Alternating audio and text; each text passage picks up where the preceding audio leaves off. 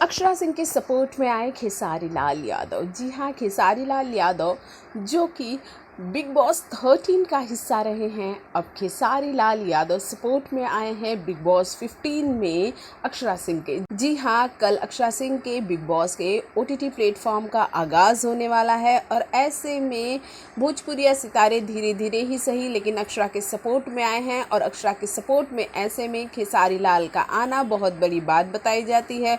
खेसारी के फैंस सीधे तौर पर अक्षरा सिंह को सपोर्ट करेंगे। जैसे जैसे भोजपुरिया सितारे अक्षरा सिंह के सपोर्ट में आते जाएंगे, ठीक उनके फैंस भी उनके सपोर्ट में जुड़ते जाएंगे, ये सभी जानते हैं। और अब खेसारी लाल यादव का अक्षरा सिंह के सपोर्ट में आना बहुत बड़ी बात है। आप सभी जानते हैं कि खेसारी लाल यादव बहुत बड़ी फ़ैन फॉलोइंग गेन करते हैं।